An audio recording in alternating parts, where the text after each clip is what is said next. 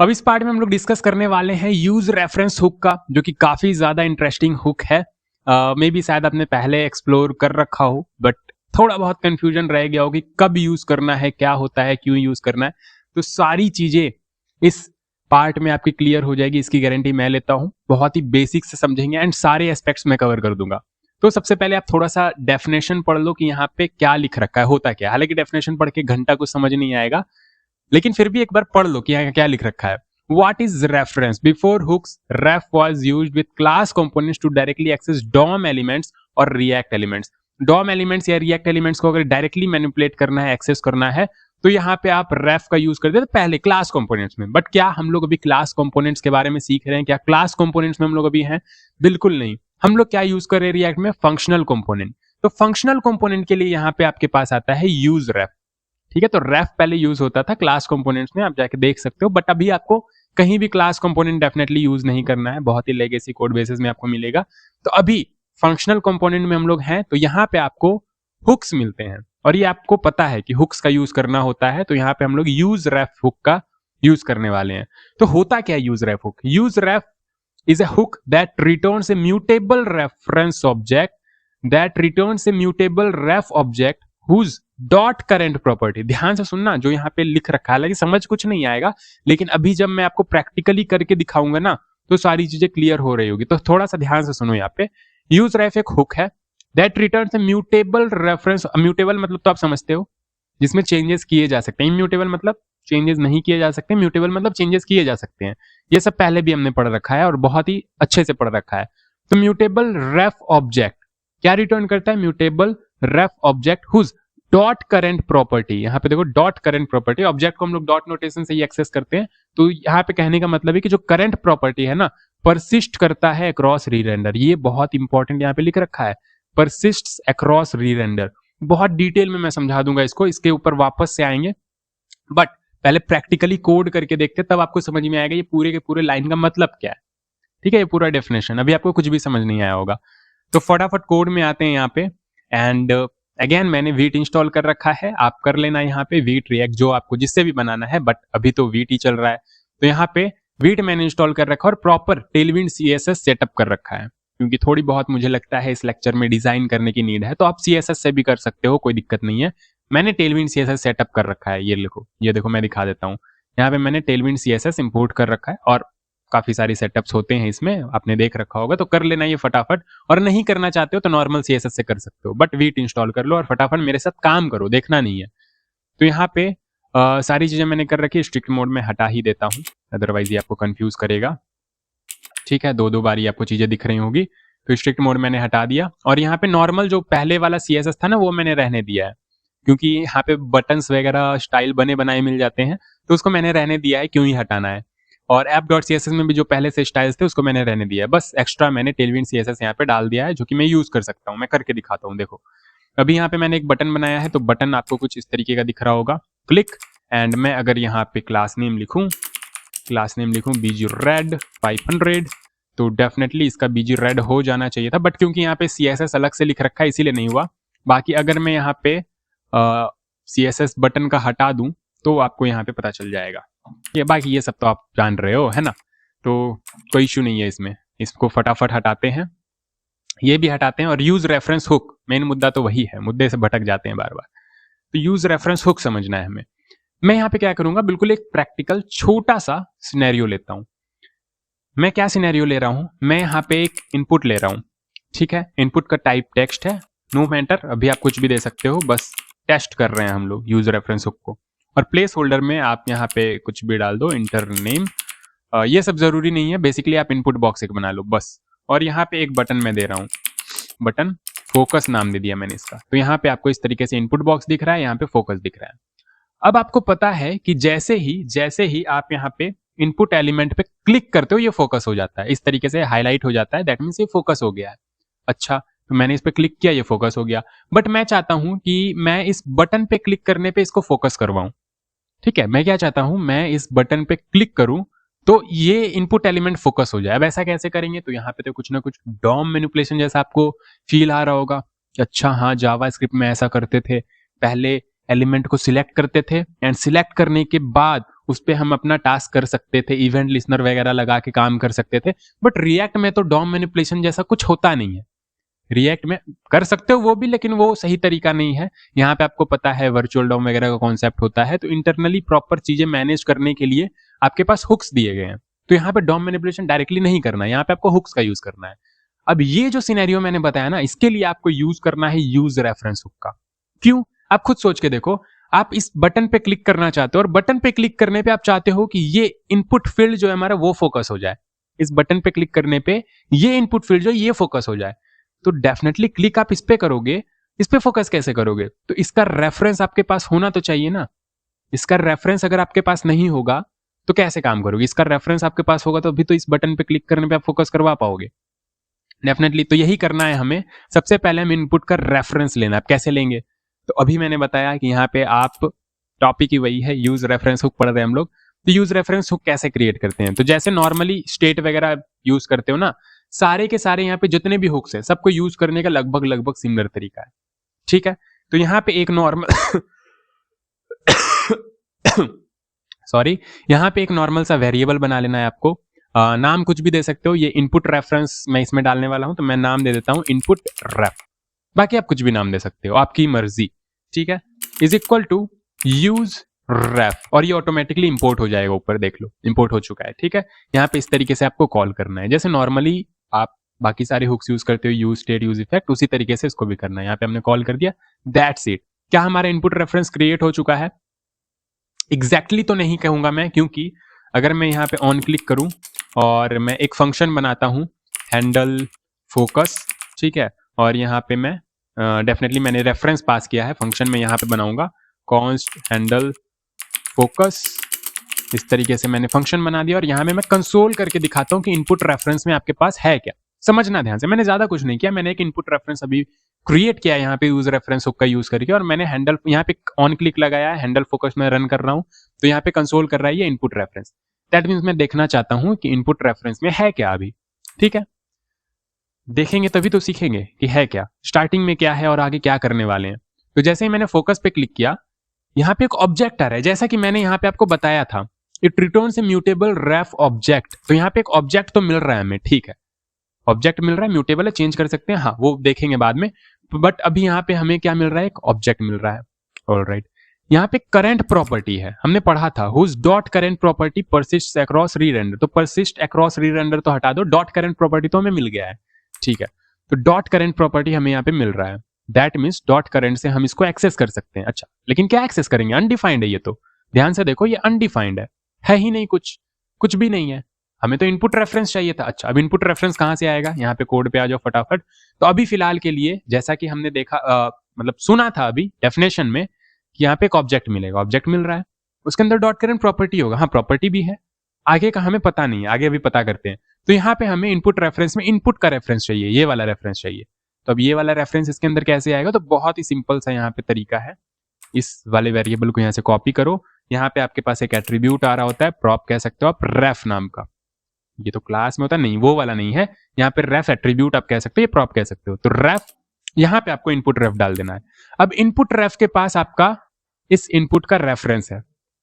सच में क्या, हमने बस यहाँ पे रेफ के अंदर ये वाला जो इनपुट रेफ हमने बनाया था वो डाल दिया इसका, और फिर इनपुट रेफ के पास इसका रेफरेंस आ गया। हाँ देखो, फिर से मैंने क्या किया, मैंने सिर्फ और सिर्फ रेफ के अंदर इनपुट रेफ इस तरीके से डाल दिया, और इनपुट रेफ में आप देखोगे कि इनपुट का रेफरेंस आ चुका होगा। अच्छा, फोकस पे क्लिक करता हूं मैं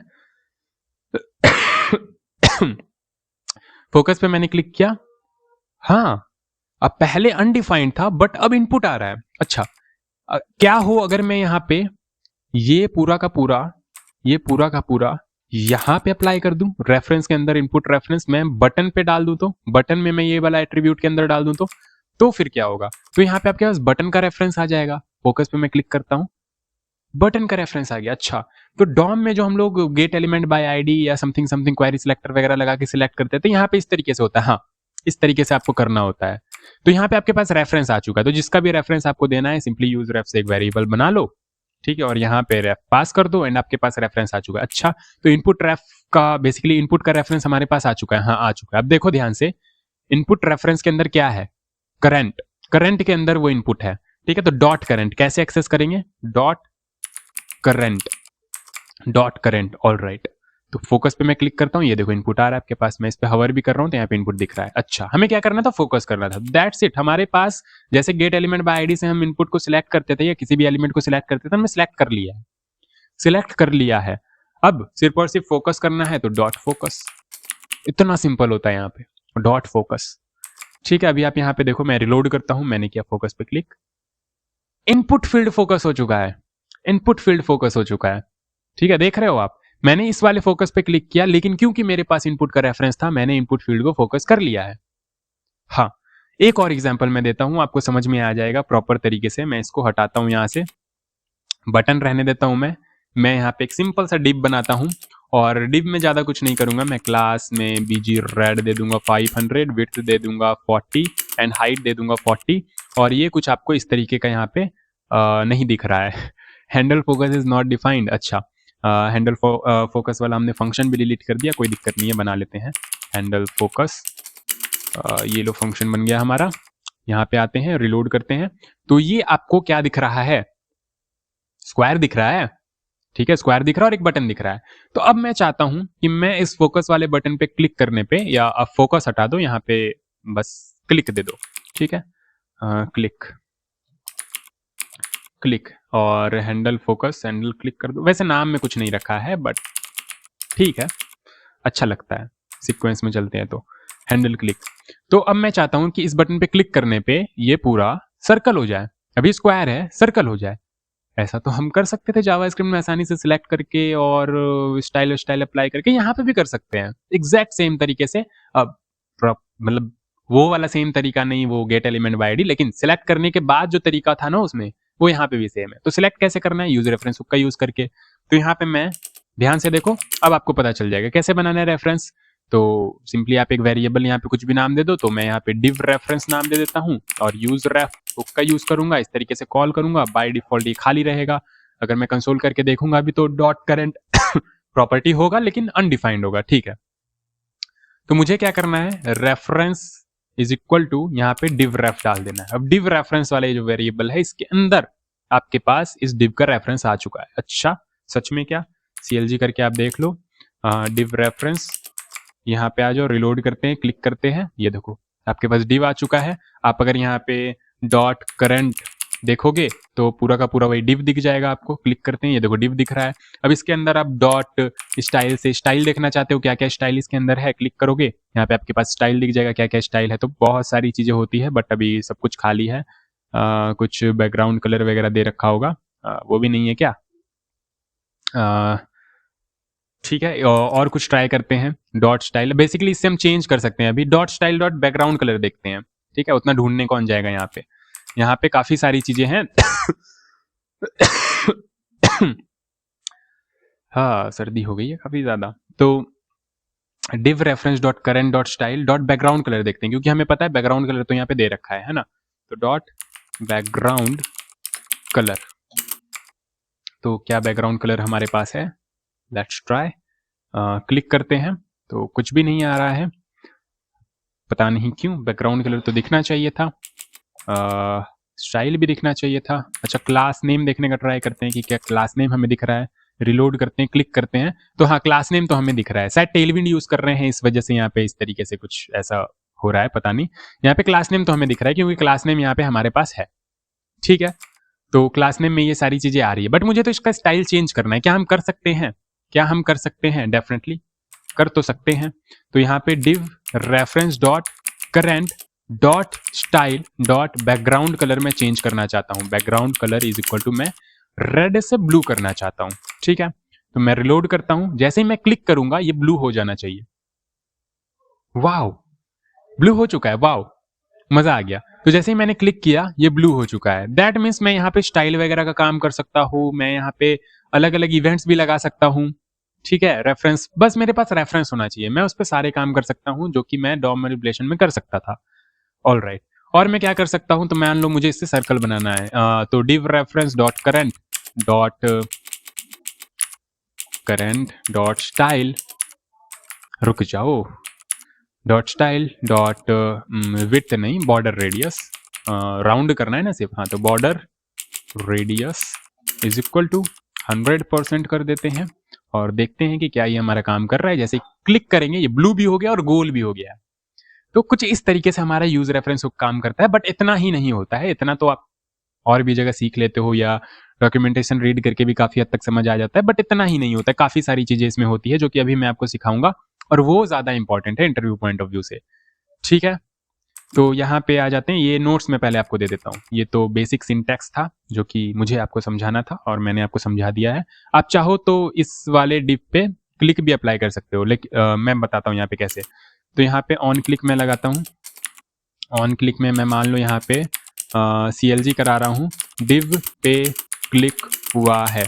तो अब आपको पता है कि यहाँ पे अगर मैं इस डिव पे क्लिक करूंगा तो यहाँ पे डिव पे क्लिक हुआ है, लेकिन अगर मैं इस क्लिक पे क्लिक करूंगा तो क्या इस डिव पे क्लिक होगा? अगर मैं क्लिक पे क्लिक करूंगा तो ये तो गोल हो गया और ब्लू हो गया जैसा कि हमने अभी कर रखा है, बट इस डिव पे क्लिक नहीं हुआ।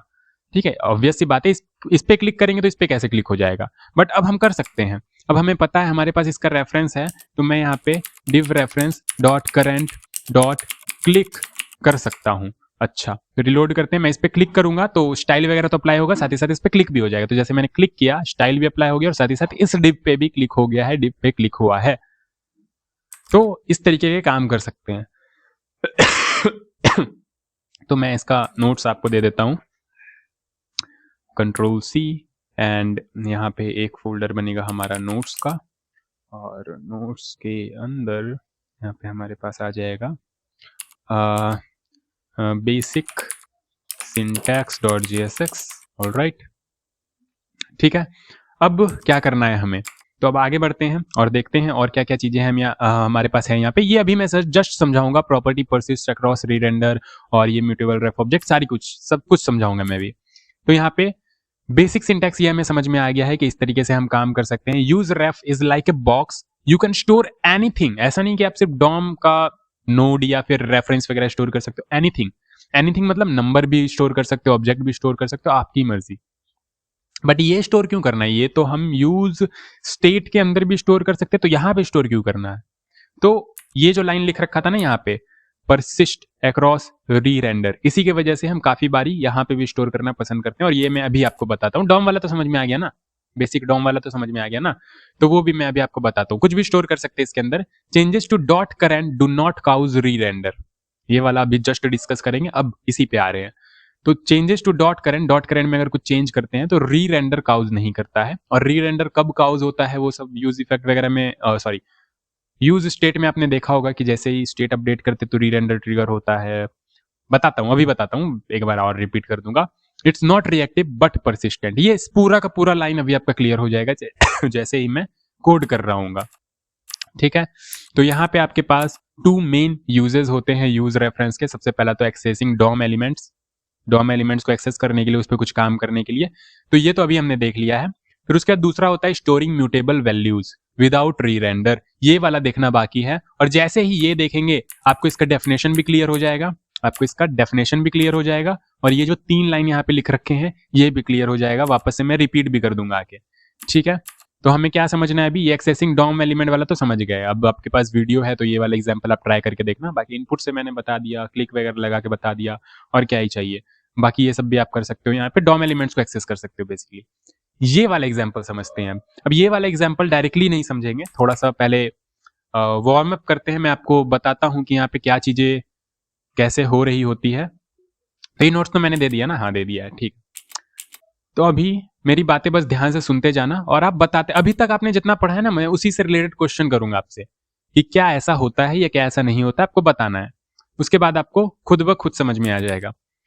तो यहाँ पे मैं अभी एक स्टेट बना रहा हूं। स्टेट का नाम मैं दे रहा हूं count comma set count.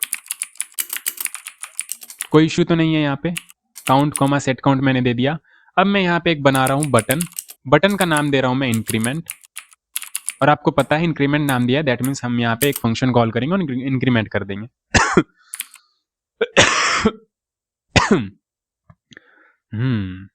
Wow.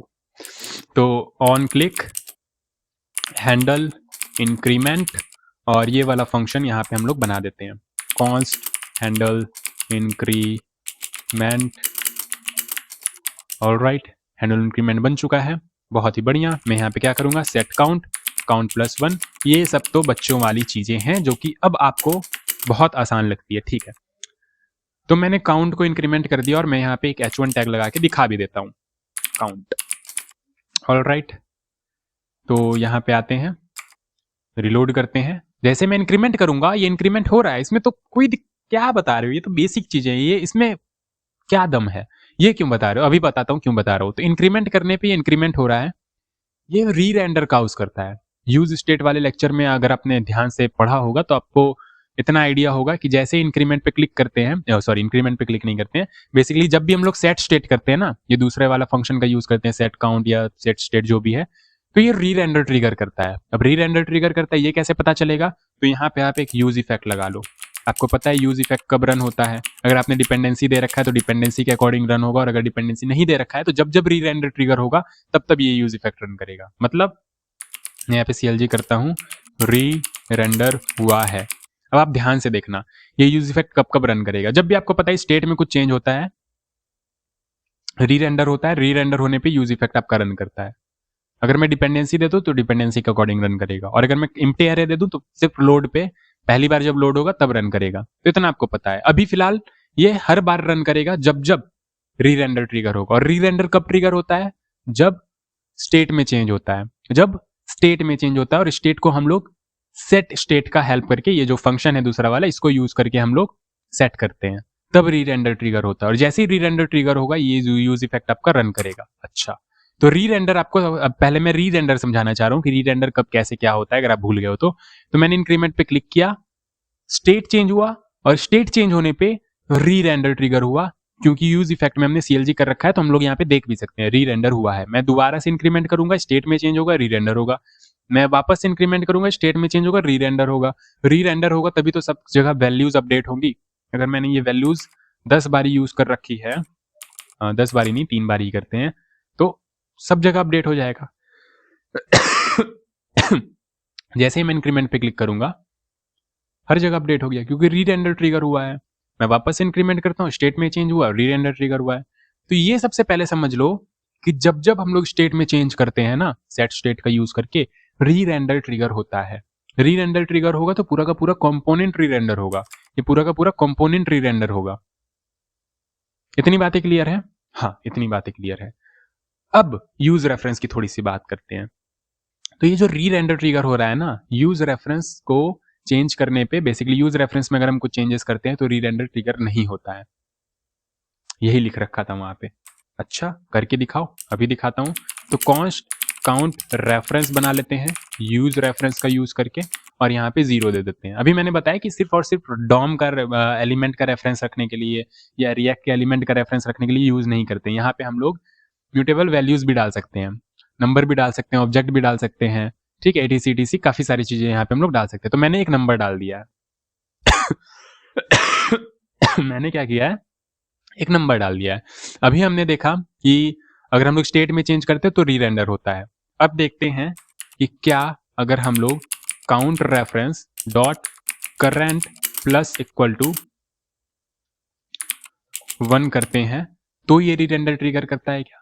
मतलब समझे आप लोग? मतलब अरे अभी तो मैंने दिखाया था कि काउंट रेफरेंस में क्या होगा, एक ऑब्जेक्ट होगा, डॉट करंट प्रॉपर्टी होगा, करंट प्रॉपर्टी होगा, करंट प्रॉपर्टी में क्या होगा, 0 होगा, क्योंकि हमने 0 दे रखा है।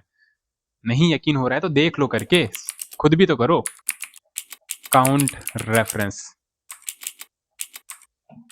काउंट रेफरेंस, यहाँ पे आ जाते हैं, रिलोड करते हैं, इंक्रीमेंट पे क्लिक किया, ये देखो करंट आ रहा है, 0 है। तो मैं यहाँ पे डॉट करंट से करंट को ही देख सकता हूँ। रिलोड करते हैं, इंक्रीमेंट पे क्लिक किया, यहाँ पे 0 आ रहा है।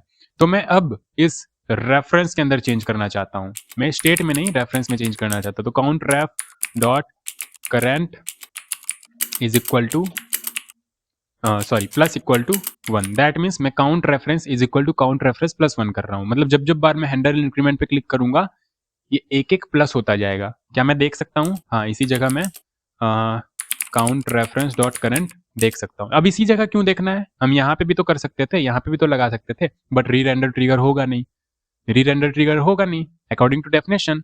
अभी मैंने आपको बताया कि अगर काउंट रेफरेंस में कुछ चेंज करते हैं तो री रेंडर ट्रिगर नहीं होता है, ये रिएक्ट नहीं करता है।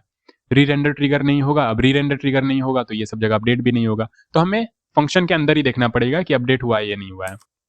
बाकी री रेंडर ट्रिगर नहीं होगा। अगर री रेंडर ट्रिगर होता है तो यूज इफेक्ट भी रन करता, बट अभी नहीं करेगा, आप देखना ध्यान से। तो रिलोड करता हूं मैं, जैसे ही मैंने इंक्रीमेंट पे क्लिक किया 1 आया, मैंने इंक्रीमेंट पे क्लिक किया 2 आया। That means use ref dot current में अपडेट तो कर रहे हैं हम लोग, लेकिन अपडेट करने पे जैसे स्टेट में री रेंडर ट्रिगर हो रहा था, यहाँ पे री रेंडर ट्रिगर नहीं हो रहा है। अदरवाइज यहाँ पे री रेंडर हुआ है, इस तरीके का कंसोल आया होता है, क्योंकि यूज इफेक्ट के अंदर हमने लगा रखा है। तो री रेंडर ट्रिगर नहीं हो रहा है, ठीक है। अच्छा, अब आपके पास एक क्वेश्चन आना चाहिए जो कि ऑब्वियस क्वेश्चन है, डेफिनेटली आपके पास आना चाहिए, अगर नहीं आया है तो। वो क्वेश्चन ये है कि मैं इसका यूज क्यों करूं? मैं नॉर्मल वेरिएबल भी तो बना सकता हूं, नॉर्मल वेरिएबल भी री रेंडर ट्रिगर नहीं करता है, ये भी आपने यूज स्टेट में पढ़ा रखा है। हाँ, यूज स्टेट वाले पार्ट में ये भी आपने बता रखा है कि नॉर्मल वेरिएबल जो है री रेंडर ट्रिगर नहीं करता है। तो अगर री रेंडर ही ट्रिगर नहीं करवाना था तो नॉर्मल वेरिएबल यूज कर लेते। कर तो सकता हूं, बट इसमें एक डिमेरिट है। क्या डिमेरिट है? मैं यहाँ पे एक नॉर्मल वेरिएबल बनाता हूँ, count var is equal to 0। मैंने नॉर्मल वेरिएबल बनाया, मैंने इसको कमेंट कर दिया और इसको भी कमेंट कर दिया। नीचे ही करता हूँ count var plus equal to 1। जब मैं हैंडल इंक्रीमेंट पे क्लिक करूंगा +1 कर रहा हूँ इस वेरिएबल में, और डेफिनेटली ये री रेंडर ट्रिगर करेगा नहीं, तो यहाँ पे हम लोग लगा के देख नहीं सकते हैं। ठीक है, तो यहाँ पे कंसोल कर लेते हैं काउंट वेर, तो देखते हैं क्या वेरिएबल अपडेट हो रहा है। ठीक है, कांस्टेंट वेरिएबल में चेंजेस करने की कोशिश कर रहे हैं। यहाँ पे लेट कर लो, इंक्रीमेंट किया हमने, काम तो कर रहा है, तो क्या दिक्कत है? डिमेरिट क्या है? अब बताता हूं मैं डिमेरिट देखना ध्यान से। मैंने बोला कि जब हम लोग सेट काउंट करेंगे, क्या करेंगे? सेट काउंट करेंगे, री रेंडर ट्रिगर होगा। क्या ट्रिगर होगा? री रेंडर ट्रिगर होगा। तो अगर री रेंडर ट्रिगर होगा तो काउंट वेरिएबल में जो हमने 0 से इनिशियलाइज कर रखा है, ये बार बार 0 हो जाएगा, वैल्यू परसिस्ट तो नहीं कर पाएगा ना। स्टेट तो वैल्यू परसिस्ट करता है, स्टेट वैल्यू परसिस्ट करता है, इसलिए यहाँ पे री रेंडर के बावजूद भी इसका वैल्यू यही रहता है। लेकिन अगर काउंट का वैल्यू देखो तो बार बार 1 आएगा आपके पास। क्यों? क्योंकि ये रीसेट हो जा रहा है। जब री रेंडर हो रहा है ना, ये वैल्यू परसिस्ट नहीं कर पा रहा है। ये वाला जो नॉर्मल वेरिएबल है, ये वैल्यू परसिस्ट नहीं कर पा रहा है। एक बार री रेंडर हुआ, वापस से 0 हो गया, और 0 + 1 1 दिख रहा है। फिर दोबारा री रेंडर हुआ, वापस से 0 हो गया, 0 + 1 1 ही दिखेगा। क्यों? क्योंकि हम लोग स्टेट का यूज कर रहे हैं। अब स्टेट को चेंज कर रहे हैं तो री रेंडर होगा, री रेंडर होगा तो नॉर्मल वेरिएबल वैल्यू परसिस्ट नहीं कर पाएगा। री रेंडर तो ट्रिगर नहीं कर रहा है नॉर्मल वेरिएबल, लेकिन वैल्यू परसिस्ट भी नहीं कर पा रहा है। और ये फायदा है यूज रेफरेंस हुक का, ये वैल्यू परसिस्ट कर लेता है। सच में क्या? हाँ, आप देख सकते हो ये वैल्यू परसिस्ट कर लेता है। तो मैं ये वापस से अनकमेंट कर देता हूं। अब आप ध्यान से देखना, मैं सेट काउंट अभी भी यूज कर रहा हूं, री रेंडर ट्रिगर अभी भी हो रहा है, लेकिन ये वैल्यू परसिस्ट करेगा। दैट मीन्स जो पुरानी वाली वैल्यूज है उसी पे +1 होगा, वैल्यू रीसेट नहीं होगा बार बार। तो इंक्रीमेंट पे मैंने क्लिक किया, ये देखो अभी 1 हुआ, और री रेंडर भी ट्रिगर हुआ है, बट अब मैं इंक्रीमेंट पे क्लिक करूंगा तो यहाँ पे 2 हो जाएगा, जबकि री रेंडर ट्रिगर हुआ है, वैल्यू परसिस्ट कर रहा है ये। वापस से मैंने इंक्रीमेंट पे क्लिक किया, ये 3 हुआ, इंक्रीमेंट पे क्लिक किया 4 हुआ, 5 हुआ, वैल्यू परसिस्ट कर पा रहा है। अच्छा, थोड़ा बहुत अभी भी कंफ्यूजन है। अब मैं आपको और ज्यादा क्रिस्टल क्लियरिटी दे देता हूं। यहाँ पे देखो यहाँ पे आपके पास एक तो है नॉर्मल वेरिएबल, ठीक है, कलर में चेंज कर लूं थोड़ा सा। एक तो है आपके पास नॉर्मल वेरिएबल।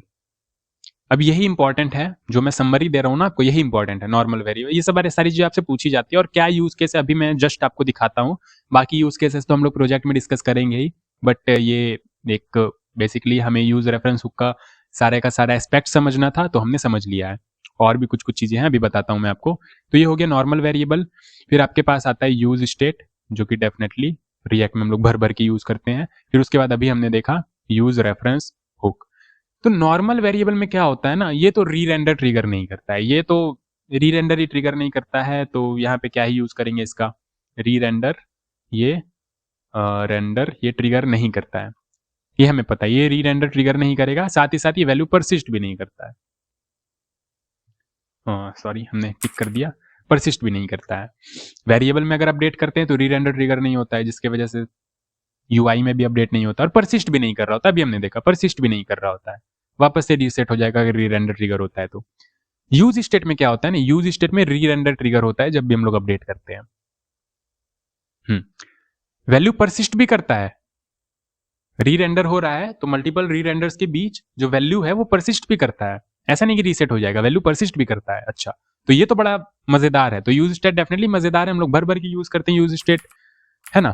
फिर उसके बाद यूज रेफरेंस हुक। अब यूज रेफरेंस हुक री रेंडर ट्रिगर नहीं करता है लेकिन वैल्यू परसिस्ट करता है। ये जो चार्ट अभी मैंने आपको दिया है ना, ये बहुत इंपॉर्टेंट है, ये आपको कहीं नहीं मिलेगा, तो ये नोट कर लेना कि नॉर्मल वेरिएबल आपके पास री रेंडर भी नहीं कर रहा है, वैल्यू परसिस्ट भी नहीं कर रहा है। यूज स्टेट आपके पास री रेंडर कर रहा है, वैल्यू परसिस्ट कर रहा है, हमने देख रखा है। यूज रेफरेंस री रेंडर नहीं कर रहा है लेकिन वैल्यू परसिस्ट कर रहा है, और यही सेम चीज यहां पे भी लिख रखी है। अब ध्यान से आप देखो कि use ref is a hook that returns A mutable ref object. Definitely हम लोग इस रेफ ऑब्जेक्ट में चेंज कर सकते हैं, और अभी हमने करके देखा 0 से 1, 1 से 2, है ना, इसको हम लोग चेंज कर पा रहे हैं, दैट मीन्स म्यूटेबल ऑब्जेक्ट है। All right. और dot current property persists, dot current property जो है परसिस्ट करता है अक्रॉस री रेंडर्स या रेंडर्स। जब जब भी रेंडर होगा, ऐसा नहीं है कि वैल्यू रीसेट हो जाएगा, परसिस्ट कर रहा है ये वैल्यू। तो ये डेफिनेशन अब आपको समझ में आ गया होगा। Use ref is like a box, you can store anything, DOM node या रेफरेंस वगैरह भी स्टोर कर सकते हो, नंबर ऑब्जेक्ट कुछ भी आप स्टोर कर सकते हो। चेंजेस टू डॉट करेंट में अगर आप कुछ चेंज कर रहे हो तो री रेंडर काउज नहीं करेगा, अभी हमने देखा री रेंडर काउज नहीं करता है। It's not reactive, not reactive मतलब रिएक्ट नहीं करता है, जब जब भी हम लोग इसमें चेंज करेंगे तो री रेंडर ट्रिगर नहीं करता है, दैट मीन्स ये रिएक्ट नहीं कर रहा है। फर्स्ट वाला ही वीडियो आप जाके देख लेना, उसमें ही मैंने बताया था रिएक्ट का पूरा कि किस तरीके से क्या रिएक्ट होता है, क्यों इसे रिएक्ट कहते हैं, क्योंकि ये रिएक्ट कर रहा होता है। यूज स्टेट में अगर हम कुछ चेंज करें सेट स्टेट का यूज करके तो रिएक्ट करता है, री रेंडर ट्रिगर करता है, वैल्यूज अपडेट हो जाती है यूआई में। बट यहाँ पे ये नॉट रिएक्टिव है बट परसिस्टेंट, परसिस्ट कर रहा होता है वैल्यू मल्टीपल रेंडर्स के बीच। अच्छा, तो ये आपको समझ में आ गया। दो मेन यूज में से डॉम वाला ये तो देख लिया हमने कि डॉम में कैसे करते हैं, बाकी ये वाला भी हमने देख लिया। बट यहाँ पे जो अब एग्जाम्पल दे रखा है ये हम देख लेते हैं एक बार। मान लो हमें कुछ ऐसा बनाना है, इसको मैं नोट्स में दे दूं क्या, नोट्स में दे देता हूं। बेसिक सिंटेक्स के बाद ये हमारे अंडरस्टैंडिंग पर्पस के लिए था, understanding.jsx, ठीक है। ये नोट्स मैंने आपको यहाँ पे दे दिया, बहुत ही बढ़िया। अब मैं इसे हटाता हूँ यहाँ से। मान लो अब हमें कुछ ऐसा बना है, ध्यान से क्वेश्चन सुनना, ध्यान से रुक जाओ, क्वेश्चन सुनना ध्यान से। क्वेश्चन कुछ ऐसा है कि जब जब री रेंडर ट्रिगर होता है, रहने देते हैं, जब जब री रेंडर ट्रिगर होता है तब तब री रेंडर का काउंट आपको नोट करना है। क्या बोला मैंने, जब जब री रेंडर ट्रिगर होगा काउंट आपको नोट करना है। मतलब अगर एक बार री रेंडर हुआ तो काउंट 1, दूसरी बार री रेंडर हुआ काउंट 2 हो जाना चाहिए, तीसरी बार री रेंडर हुआ काउंट 3 हो जाना चाहिए। कैसे करेंगे, तो आप बोलोगे इसमें यूज रेफ हुक का यूज करना जरूरी है कि नॉर्मल स्टेट से भी तो कर सकते हैं। करके देखो, ट्राई करके देखो। यहाँ पे मैंने बनाया कॉन्स्ट। अच्छा, री रेंडर ट्रिगर कैसे होगा, पहले तो यही बात, री रेंडर ट्रिगर कैसे होगा, तो आपको पता है स्टेट में चेंज करेंगे तो री रेंडर ट्रिगर होगा। तो स्टेट में चेंज करने के लिए मान लो यहाँ पे कुछ रैंडम नंबर वाला एक स्टेट बना लेते हैं, और set random number is equal to use state, और यहाँ पे रैंडम नंबर में बाय डिफॉल्ट 0 है, और एक बटन बना लेते हैं, और यहाँ पे जनरेट रैंडम नंबर, ठीक है, जनरेट रैंडम नंबर। ये जनरेट रैंडम नंबर क्या करेगा, रैंडम नंबर जनरेट करेगा। ऑन क्लिक में यहाँ पे जनरेट रैंडम नंबर वाले फंक्शन का रेफरेंस पास कर देते हैं, और फंक्शन यहाँ पे बना लेते हैं const generate random number is equal to कुछ इस तरीके से। और क्या करना है, रैंडम नंबर जनरेट करना है ना, तो const number is equal to random number generate करने के लिए क्या करेंगे, मैथ डॉट रैंडम। अच्छा, ये नेक्स्ट प्रोजेक्ट में भी यूज आएगा आपको, ये जो मैं भी यहाँ पे बता रहा हूँ ना, ये नेक्स्ट प्रोजेक्ट में भी हम लोग यूज करेंगे, और जावास्क्रिप्ट में भी मैंने बता रखा है। खैर, नेक्स्ट प्रोजेक्ट में आप देख लेना क्या यूज करेंगे इसका। तो अभी फिलहाल के लिए मैथ डॉट रैंडम नंबर हमें जनरेट करना है, तो मैथ डॉट रैंडम बस इतना सा करते हैं। बाकी मैथ डॉट फ्लोर और इनटू रेंज वगैरह लगाने की अभी फिलहाल जरूरत तो है नहीं, बस रैंडम नंबर चाहिए हमें, इससे रैंडम नंबर मिल जाएगा, ठीक है। तो यहाँ पे सेट रैंडम नंबर कर देते हैं, ये वाला नंबर, तो रैंडम नंबर सेट हो जाएगा, और यहाँ पे दिखा भी देते हैं कि रैंडम नंबर क्या जनरेट हुआ है, H1 में रैंडम नंबर। ठीक है, तो जब जब रैंडम नंबर सेट होगा तब तब री रेंडर ट्रिगर होगा। इतना तो आपको पता है, री रेंडर ट्रिगर होगा, है ना। यूज इफेक्ट, यहाँ पे CLG करते हैं, री रेंडर ट्रिगर हुआ है। ऑल राइट, तो यहाँ पे रिलोड करते हैं, जनरेट रैंडम नंबर जनरेट हुआ और बहुत ज़्यादा ही लंबा नंबर आ रहा है, तो एक काम करते हैं, कुछ इंटू 100 कर देते हैं, 100 0 से 100 के बीच में नंबर आएगा इससे, है ना। और मैट डॉट फ्लोर कर लेते हैं, मैट डॉट फ्लोर, तो यहाँ पे इंटीजर में वैल्यू मिल रहा होगा। ये सब आपको पता होगा, नहीं पता है तो नेक्स्ट लेक्चर में समझा दूंगा। हालांकि जावास्क्रिप्ट वाले पूरे सीरीज में मैंने इन सब चीज़ों से रिलेटेड काफ़ी ज़्यादा प्रैक्टिस कराई है, तो आप देख सकते हो जाके, ठीक है। अभी आप यहाँ पे ध्यान मत दो, अगर नहीं आया तो इतना सा लिख लो, इससे रैंडम नंबर जनरेट हो रहा है 0 से 100 के बीच में, ठीक है। तो यहाँ पे जनरेट रैंडम नंबर 40 हुआ, री रेंडर ट्रिगर हुआ, अगेन मैंने जनरेट रैंडम नंबर किया, री रेंडर ट्रिगर हुआ।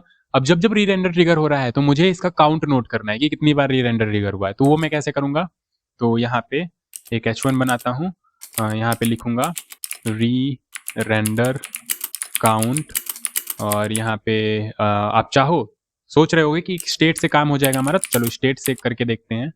तो render count comma set render count is equal to use state, और यहाँ पे 0 देते हैं बाय डिफॉल्ट, और ये रेंडर काउंट हमारा यहाँ पे आ गया।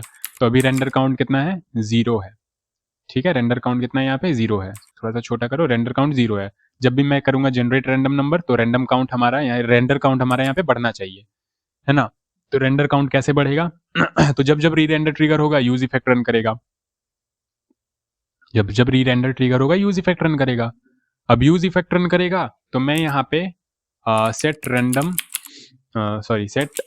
रेंडर काउंट को रेंडर काउंट +1 कर दूंगा, दैट्स इट, हो गया हमारा काम।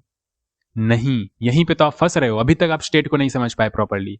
यहाँ पे यूज देखो, जैसे ही जनरेट रैंडम नंबर होगा, जनरेट रैंडम नंबर यहाँ पे हमारा सेट हो गया, रैंडम नंबर हमारा सेट हो गया, तो री रेंडर ट्रिगर हुआ। अब री रेंडर ट्रिगर हुआ तो हमने यहाँ पे इंक्रीमेंट कर दिया री रेंडर काउंट को, लेकिन इसके लिए भी तो हमने स्टेट का यूज किया है, तो ये अगेन री रेंडर ट्रिगर कर देगा। अब अगेन री रेंडर ट्रिगर करेगा तो वापस से ये सेट होगा, वापस री रेंडर ट्रिगर हो जाएगा, वापस सेट करेगा, वापस री रेंडर ट्रिगर होगा, री रेंडर होता जाएगा, यूज इफेक्ट चलता जाएगा, ये सेट होता जाएगा, ठीक है। तो अभी अगर यहाँ पे आके देखो, ये देखो चलता ही जा रहा है, चलता ही जा रहा है, ठीक है। हमें यहाँ पे क्या चाहिए, हमें यहाँ पे रेंडर काउंट तो चाहिए ही चाहिए, लेकिन उस रेंडर काउंट को अपडेट करने पे दोबारा से री रेंडर ट्रिगर नहीं होना चाहिए, अदरवाइज तो एक री रेंडर हमारा फालतू में जा रहा है ना। रेंडर काउंट नोट करने के लिए एक री रेंडर हमें करना पड़ रहा है। समझ पा रहे हो मेरी बात, ये आप तभी समझ पाओगे जब आप सीक्वेंस में देख रहे हो, यूज स्टेट वगैरह सब मैंने इतनी डिटेल में बताया है, अगर आपने नहीं देखा है तो डेफिनेटली कंफ्यूजन हो रहा होगा। यहाँ पे एक रेंडर हमारा बेकार में जा रहा है सिर्फ और सिर्फ ये करने के लिए, तो मैं यहाँ पे इस तरीके से ना करके मैं यहाँ पे रेफरेंस का यूज करूंगा, render count reference is equal to use ref 0, ठीक है 0। और यहाँ पे जब भी री रेंडर ट्रिगर होगा तो render count reference dot current plus equal to मैं 1 कर दूंगा, और क्योंकि री रेंडर ट्रिगर हो रहा है तो डेफिनेटली मैं यहाँ पे रेंडर काउंट रेफरेंस शो भी कर सकता हूँ। क्यों शो कर सकता हूँ, री रेंडर ट्रिगर हो रहा है, अरे री रेंडर ट्रिगर होगा तो इसी बहाने ये भी अपडेट हो जाएगा, तो क्या ही दिक्कत है। अरे ये सेट रैंडम नंबर में कर रहा हूँ, जैसे मैं क्लिक करूंगा सेट रैंडम नंबर होगा, री रेंडर ट्रिगर होगा। अब री रेंडर ट्रिगर होगा तो वैल्यू ये अपडेट हो जाएगा, वैल्यू अपडेट होगा और यहाँ पे भी वैल्यू अपडेट हो जाएगा, क्योंकि री रेंडर ट्रिगर हुआ है ना। तो री रेंडर ट्रिगर होने पे यूज इफेक्ट वगैरह पहले रन कर जाएगा एंड फिर यहाँ पे वैल्यू अपडेट हो जाएगा, ठीक है। तो यहाँ पे आओ, रिलोड करते हैं, तो कुछ तो प्रॉब्लम है अभी यहाँ पे, ऑब्जेक्ट आर नॉट, अच्छा यहाँ पे यूज रेफरेंस डॉट करेंट करना था हमें, ऑलराइट। रिलोड करते हैं, तो जनरेट रैंडम नंबर जैसे ही क्लिक करेंगे रैंडम नंबर जनरेट होगा, स्टेट में सेट होगा, स्टेट में सेट होने पे री रेंडर ट्रिगर होगा, री रेंडर ट्रिगर होने के बाद यूज इफेक्ट रन होगा हमारा, यूज इफेक्ट में हमारा जो हमने यूज रेफरेंस का यूज करके रेंडर काउंट को नोट किया है, तो रेंडर काउंट नोट होगा हमारा, साथ ही साथ यहाँ पे अपडेट भी हो जाएगा क्योंकि री रेंडर ट्रिगर हो चुका है because of state. Generate random number, wow तो अब हम लोग रेंडर काउंट नोट कर पा रहे हैं और फालतू का री रेंडर नहीं हो रहा है, फालतू का री रेंडर नहीं हो रहा है। ऐसा नहीं है कि रेंडर काउंट नोट करने के लिए भी एक री रेंडर ट्रिगर करना पड़ रहा है, नहीं, तो बस इतना सा आपको समझना है। सबसे पहली बात, यहाँ पे ये वैल्यू परसिस्ट करता है क्रॉस री रेंडर। दूसरी बात, रिएक्टिव नहीं होता है, मतलब कि वैल्यू अपडेट करने पे री रेंडर ट्रिगर नहीं करता है। बस यही दो बात है, अगर आप समझ गए तो यूज रेफरेंस आपका क्लियर है। बाकी वो डॉम मैनिपुलेशन वाला तो बहुत आसान है कि रेफरेंस ले लो, डॉम मैनिपुलेट वगैरह करो, रिएक्ट एलिमेंट आप रेफरेंस आपको मिल गया है, उस पर आप काम कर सकते हो, वो सब तो बहुत आसान है, सब जगह आपको मिल जाएगा। ये समझना इंपॉर्टेंट था यहाँ पे। उम्मीद करता हूँ आपको समझ में आ गया होगा। ठीक है, तो आप एक बार वापस से सुनते जाओ क्या हुआ यहाँ पे। समरी आपको पता चल जाएगा। तो यहाँ पे हुआ कुछ ऐसा कि हमने स्टेट में चेंज किया, मतलब बेसिकली रैंडम नंबर जनरेट करवाया तो स्टेट में चेंज हुआ। अब स्टेट में चेंज होने पे री रेंडर ट्रिगर हुआ। ठीक है, अब री रेंडर ट्रिगर हुआ तो री रेंडर ट्रिगर होने पे सबसे पहले क्या रन करेगा, आपका use effect. Use effect run हुआ। अब यूज इफेक्ट के अंदर अगर हम वापस से स्टेट में चेंज करेंगे तो वापस से री रेंडर ट्रिगर हो जाएगा और ये लूप में फंस जाएगा, ऐसे ऐसे घूमता रहेगा घूमता रहेगा घूमता रहेगा घूमता रहेगा घूमता रहेगा। इसलिए हम यहाँ पे स्टेट का यूज नहीं कर रहे हैं। तो हम क्या कर रहे हैं, स्टेट में चेंज हुआ, स्टेट में चेंज होने पे क्या हुआ, री रेंडर ट्रिगर हुआ। री रेंडर ट्रिगर होने पे क्या हुआ, सबसे पहले क्या रन करेगा, यूज इफेक्ट रन करेगा। हमें वापस से री रेंडर नहीं चाहिए, हमें बस री रेंडर काउंट नोट करना है। हमने यहाँ पे रेफरेंस का यूज कर लिया, रेफरेंस डॉट करेंट का यूज करके हमने उसमें वैल्यू डाल दिया रेंडर काउंट का। अब क्योंकि री रेंडर ट्रिगर हो चुका है तो यूआई में भी अपडेट होगा ही। अब यूआई में अपडेट होगा तो स्टेट का वैल्यू भी अपडेट हो जाएगा यहाँ पे, स्टेट का, और साथ ही साथ री रेंडर वाला जो हमने वेरिएबल यूज कर रखा है वो भी अपडेट हो जाएगा क्योंकि री रेंडर ट्रिगर हो रहा है। तो बस इतना सा ही था और बहुत इंपॉर्टेंट कॉन्सेप्ट था जो कि काफ़ी ज़्यादा कंफ्यूजिंग लगता है समझने में। बाकी डॉम मैनिपुलेशन वगैरह अगर देखो कि सिर्फ डॉम के पॉइंट ऑफ व्यू से कि यूज रेफ हुक से रेफरेंस ले लेते हैं, डॉम में चेंजेस कर सकते हैं, तो वो सब तो बड़ा आसान है, लेकिन जो मेन कॉन्सेप्ट बनता है ना वो यहीं पे बनता है। और ऑप्टिमाइजेशंस के लिए बहुत ज़्यादा इन सारी चीज़ों को यूज़ भी करते हैं। ये बहुत ज़्यादा इंपॉर्टेंट है। नॉर्मल वेरिएबल में री रेंडर नहीं होता, परसिस्ट नहीं होता, यूज स्टेट में दोनों होता है, री रेंडर परसिस्ट दोनों करता होता है। यूज रेफरेंस में री रेंडर नहीं हो रहा होता है, परसिस्ट कर रहा होता है ये। ठीक है, तो ये भी आपको समझ में आ गया होगा। दो मेन यूजेस थे, डॉम एलिमेंट्स को एक्सेस करना, साथ ही साथ स्टोर करना म्यूटेबल वैल्यूज को। ये भी देख लिया हमने और ये वाला भी देख लिया किस तरीके से काम कर रहा है ना। तो यहाँ पे लिख रखा है sometimes you want to store data between renders without triggering update. Rerender के बीच में आप डेटा परसिस्ट करना चाहते हो, लेकिन आप चाहते हो डेटा परसिस्ट करने में वापस से री रेंडर ना हो जाए, तो आप यहाँ पे यूज रेफरेंस हुक का यूज कर सकते हो। That's it. डिफरेंस दे रखा है यूज स्टेट और यूज रेफ में क्या डिफरेंस है। ट्रिगर री रेंडर तो यूज स्टेट तो करता है, यूज रेफरेंस नहीं करता है। परसिस्ट करता है वैल्यू, यस ये परसिस्ट, ये भी परसिस्ट करता है, हाँ दोनों परसिस्ट करता है। री render trigger basically use reference नहीं करता है, ये करता है। कॉमन यूज क्या है, store UI data, store DOM reference और mutable values. That's it. Mutable values that means जो चेंज हो सकती है। Thank you so much. यही था हमारा यूज रेफरेंस। अगर आपको समझ में आ चुका है तो अब नेक्स्ट जो है हमारा वो एक प्रोजेक्ट रहने वाला है और वो प्रोजेक्ट आपको खुद से बनाना है। और अगर ना बन पाए तो डेफिनेटली हेल्प ले लेना है, घबराना बिल्कुल भी नहीं है, क्योंकि एज अ बिगनर चीज़ें नहीं बन रही होती है, मुझे भी पता है। चलो मिलते हैं नेक्स्ट प्रोजेक्ट में, तब तक के लिए बाय बाय एंड एक्सप्लोर करते रहो। Thank you so much.